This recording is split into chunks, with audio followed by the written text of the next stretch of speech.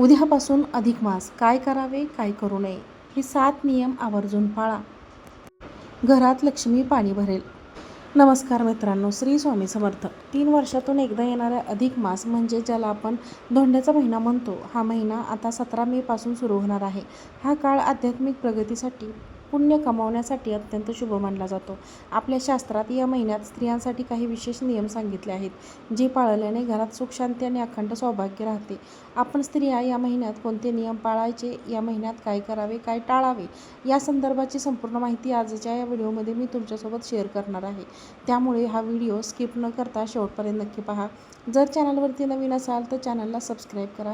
असेच माहितीपूर्ण नवनवीन व्हिडिओज पाहण्यासाठी बेल आयकॉनलाही प्रेस करा, म्हणजे जेव्हा कधी मी नवीन व्हिडिओज अपलोड करेल त्याचा नोटिफिकेशन सर्वात अगोदर तुम्हाला भेटेल आणि तुम्ही एकही व्हिडिओ मिस करणार नाही. त्याचबरोबर कमेंटमध्ये जय माता लक्ष्मी लिहायला अजिबात विसरू नका, जेणेकरून माता लक्ष्मीची कुटुंबावर, मुलांवर अगदी भरभरून अशी कृपा होईल. अधिक महिना म्हणजे धोंड्याचा महिना. हा महिना 17 मेला सुरू होत आहे आणि 15 जूनला संपणार आहे. तर यंदा ज्येष्ठ महिना अधिक आले आहे. 16 मे पासून म्हणजे 16 जूनपासून ज्येष्ठ महिन्याला सुरुवात होत आहे. या अधिक महिन्यामध्ये आपल्याला म्हणजे ज्या घराची लक्ष्मी असते, जी महिला ज्या घराची लक्ष्मी असते त्यांनी काही नियमाचे पाळायचे असतात. त्यामध्ये सर्वात जो नियम पहिला आहे तो म्हणजे अधिक मासात दररोज सूर्योदयापूर्वी स्नान करावे. स्नानाच्या पाण्यात थोडे तीळ टाकून शुभ मानले जाते आणि तसे स्नान करावे. स्नानानंतर सूर्याला अर्घ्य देऊन दिवसाची सुरुवात करा. दुसरा नियम म्हणजे या संपूर्ण महिन्याची घरासमोर आणि तुळशीपाशी तुपाचा दिवा अखंड ठेवा. देव्हाऱ्यात हा दिवा ठेवताना जास्तीत जास्त तुपाचा ठेवा. अखंड दिवा शक्य नसेल तर दररोज सकाळ संध्याकाळ उंबरठ्यावर आणि तुळशीजवळ दिवा नक्की लावा. तिसरा नियम, या महिन्यात अधिक मास म्हणजे पुरुषोत्तम मास. या महिन्यात पोथीचे वाचन करावे. जर वाचन शक्य नसेल तर घरातील मोठ्यांकडून वाण करावी, त्यामुळे मानसिक शांतता मिळते. अधिक मासाचे सर्वात महत्त्वाचे म्हणजे वाण देणे. या महिन्यात तांब्याच्या, पितळेच्या वस्तू किंवा 33 अनारसे ठेवून हे वाण देऊ शकता. जावयाला किंवा ब्राह्मणाला वाण द्यावे. स्त्रियांनी आपले लेक जावयाला मानपान नक्की करा. 5वा नियम म्हणजे या महिन्यात कांदा, लसूण, मांसाहार टाळा. शक्य असल्यास दिवसातून एक वेळ जेवण करा. शरीर आणि मन दोन्ही शुद्ध राहते. या महिन्यात काय टाळावे? अधिक महिन्यात मंगलकार्य टाळावे. कोणाची निंदा करू नये. रागावर नियंत्रण ठेवा. कोणाचेही मन दुखावले असेल असे बोलू नये. या महिन्यामध्ये महिनाभर स्त्रियांनी मनातल्या मनात ओम नमो भगवते वासुदेवाय नमः या मंत्राचा जप करा. यामुळे सकारात्मक ऊर्जा जास्तीत जास्त वाढते. अधिक मासात केवळ हा विधीचा महिना नाही, तर तो ईश्वराशी जोडण्याचा काळ आहे. श्रद्धा आणि भक्तीने नियम पाळणे भगवान विष्णूंचा आशीर्वाद मिळतो. या महिन्यामध्ये शक्यतो पिवळ्या आणि भगव्या रंगाची साडी परिधान करा, कारण पिवळा रंग भगवान विष्णूंना प्रिय आहे. किंवा ड्रेस, कपडे जो की काही तुम्ही घालणार तो पिवळा आणि भगव्या रंगाचाच घालावा. अधिक मासात विष्णूच्या उपासनेचा काळ. या काळात जुनी झिजलेली जोडवी बदलताना जोडवी नवीन परिधान करणे हे सौभाग्याचे लक्षण मानले जाते. यामुळे पतीचे आयुष्य वाढते आणि वैवाहिक जीवनात समृद्धी येते. वर्षभर जोडवी वापरल्याने त्यावर बाह्य वातावरणाचा निदर्शनामुळे नकारात्मक प्रभाव पडू शकतो. नवीन जोडवी नवीन ऊर्जा आणि चैतन्य घेऊन येते. त्यामुळे या महिन्यामध्ये जोडवी बदलताना हे नवीन बदलावीत, नवीन घालावीत. अनेक स्त्रिया या महिन्यात जोडवी काढून ते दान करतात किंवा नवीन जोडवी घेऊन देवाची पूजा करतात. तिथे या महिन्याचं महत्त्व खूप आहे. अनेक जण वाण म्हणून याचा विचार करतात. दान द्यावीत. जोडवी बदलताना कोणत्या चुका अजिबात करायच्या नाहीत, लक्षात ठेवा.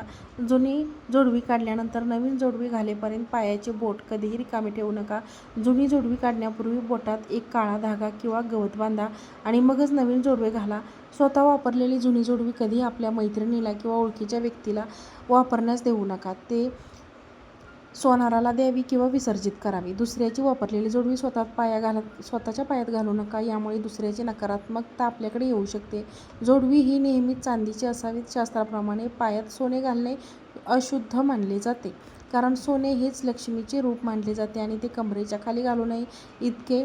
हे सोन्याची जोडवी नसावी, हे अशुभ मानले जाते. त्यामुळे ती मापाची असावी. बदलताना योग्य पद्धत म्हणजे नवीन जोडवी आणल्यानंतर ती आधी दूध आणि पाण्याने स्वच्छ धुवावीत. त्यानंतर देवासमोर ठेवून हळदी कुंकू वाहून त्याची पूजा करा.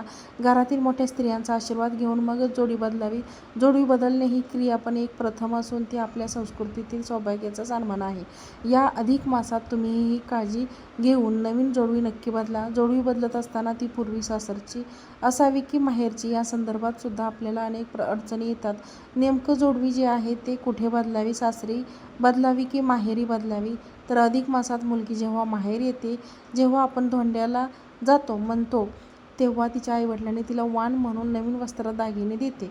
जोडवी हे सौभाग्याचे लेणं असल्यामुळे ती माहेरून मिळणे हे मुलीसाठी आणि तिच्या पतीसाठी भाग्याचे मानले जाते. माहेरून मिळालेली जोडवी घातल्याने माहेर आणि सासर या दोन्ही घराण्यांमध्ये सुख समृद्धी टिकून राहते, अशी धार्मिक श्रद्धा आहे. सासरची जोडवी कधी घालावी? तर काही कारणास्तव माहेरून जोडवी येणे शक्य नसेल तर सासरची जोडवी सासू सासऱ्यांनी पतीने दिलेली जोडवी घालण्यास हरकत नाही. शेवटी अधिक मासात जुनी जोडवी व नवीन धारण करणे हे मुख्य उद्दिष्ट आहे. जुनी जोडवी काढताना, नवीन जोडवी घालताना बोटाजवळील बोट रिकामी ठेवू नका. जोडवी बदलतानाचे नियम आपल्याला पाळायचे आहेत. अधिक मासात सुनेने सासूला वाण देण्याची खूप जुनी आणि महत्त्वाची परंपरा आहे. शास्त्रानुसार अनेक परंपरेनुसार घरामध्ये सुख शांती आणि भरभराट नांदावी यासाठी सुनेने सासूला काही वस्तू ज्या आहेत त्या द्यायच्या आहेत. बघा, ह्या वस्तू जर दिल्या तर घरामध्ये समाधान, लक्ष्मीची भरभराट होईल.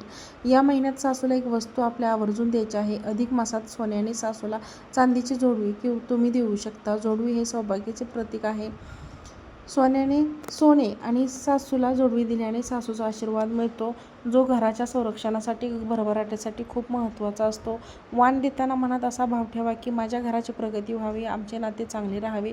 सासूला वाण देताना त्यांचे पाय धुवावे, त्यांना हळदी कुंकू लावावे आणि मगच वाण द्यावे. वाण दिल्यानंतर सासूच्या पाया पडायला विसरू नका. मोठ्यांचा आशीर्वाद हाच घराचा सर्वात मोठा विमा असतो. वस्तू लहान असो किंवा मोठी, ती देताना तुमचा भाव महत्त्वाचा असतो.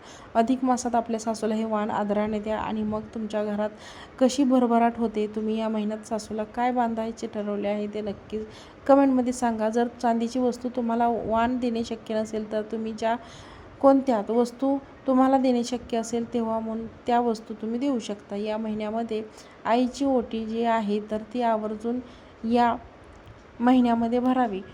आपल्याला ऋणातून मुक्त होण्यासाठी अधिक महिन्यामध्ये आईची ओटी तर भरायची असते. अशा पद्धतीने छोटे छोटे उपाय, छोटे छोटे नियम प्रत्येक स्त्रीने महिन्यामध्ये पाळायचे असतात. हे नियम पाळले तर आपल्या घराची, कुटुंबाची, मुलांची खूप मोठ्या प्रमाणामध्ये भरभराट होत असते. त्याचबरोबर या महिन्यामध्ये महाविष्णू सहस्त्रनाम, विष्णू सहस्त्रनामावली, व्यंकटेश स्तोत्र, लक्ष्मी गायत्री मंत्र, विष्णू गायत्री मंत्र यासारख्या सर्व स्तोत्रांचा मंत्रांचा आवर्जून पठण करा. ज्यावेळेस तुम्ही पठण कराल त्यावेळेस तुम्हाला नक्कीच याचा अनुभव येईल. घरातील सर्व ज्या काही वाईट शक्तींना, जी काही नकारात्मकता आहे ती संपेल आणि घरामध्ये सुख शांती समृद्धी कायमची येईल. असे काही नियम आहेत. आणि बघा, संपूर्ण वर्ष आपलं किती सुखाचं आणि समाधानाचं जाईल.